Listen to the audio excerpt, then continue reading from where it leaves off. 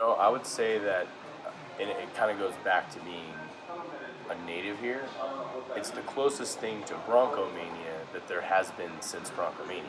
Mm. So Broncomania, a lot of people will say, was born in '77 when they beat the Raiders and they went to the Super Bowl.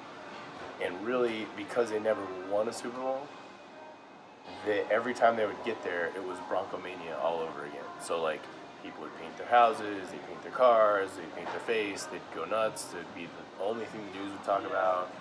So once they won a Super Bowl, and I've always said this, that once they won, it was like the best and worst thing that happened in Denver because once you got a taste of what that was like, Yeah. Broncomania kind of, I wouldn't say faded. It just was like, oh, well now we won a Super Bowl, so we know what that feels like. We know what that bar got build set is high. like. So when Tebowmania came around, I think it was the closest thing to Broncomania that's been since Broncomania because it was just the way that he did everything. It was the way that he won, the way that he played. You know, he was this guy that wasn't prototypical. He did everything that was sort of wrong at the position, Yeah. but he found these like really, really miraculous ways to win. And his whole platform, obviously, was like his faith and miracles and all this stuff. So it was like people are starting to like believe this as it's happening. Yeah. And then the way that they beat the Steelers in the playoffs was like, you got to be kidding me! Like you can't write this stuff in a Disney Absolutely. movie. So I think it was for me as a writer and even as a fan, it was by far has been even better than Super Bowl 50, the funnest, most fun time to cover the Broncos that there's been since probably the late 70s. 90s. Wow. Yeah. I mean, I can remember specifically when they got into the playoffs. Or it was probably during the middle of that. I think they had a 5 or 6 game winning streak right there in the middle of the season, and they had a big. I think NFL Network was coming to do the game or something, and they had a big appearance with Skip Bayless at Jackson's Hole, where he was doing a show, and the whole show was based on Tebow, and like I think he was playing the role of I love this guy, and then whoever he was going against was Stephen like, A. yeah, saying he can't play. This is just smoke and mirrors. And they had this big debate, and it was they filmed it live at Jackson's Hole.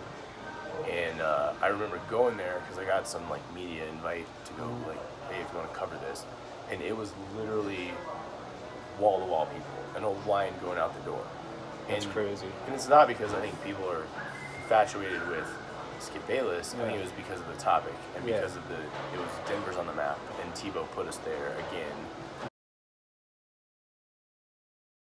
Well, I think it's both, because I think when a quarterback, especially an unconventional quarterback, goes into the NFL, it takes a while for the rest of the league to figure out what he can and can't do. So I think a little bit of it was luck in that he was riding the fact that teams hadn't had a year's worth of tape on him. But I think the other part of it is that the guy was just a winner. I mean, you go back to his days at Florida, I mean, like he just found ways to win. And I think when you have that mentality, no matter what level you are, if you're competent enough, you're going to find ways to win. And so you pair that with the fact that teams aren't prepared to go against I mean, at the time, very few, if anybody, ran Wildcat. Now it's a lot more common. Yeah. Or a running quarterback in general. Yeah. But Tebow was like running a true, like, dive options all the time. And it was just like no one was doing that back then. And so it took a minute for teams to scout it, figure it out, which is why I think a lot of their really successful part of the season was right in the middle. I think the biggest thing with him that I always find interesting is how many people, like, to this day, still kind of question, like, is this guy a fraud? Is this guy, like, for real? Does he really believe in all this stuff? And I mean, like, on one hand, he does so many things that are in the public eye, but, like, when he says, I'm going to go just be a baseball player, you're like, oh, there goes Tebow again, being Tebow. But he's actually doing it. Like, he has the ability and the drive and all that stuff to, like, be like, yeah, I think I'll just go be a baseball player.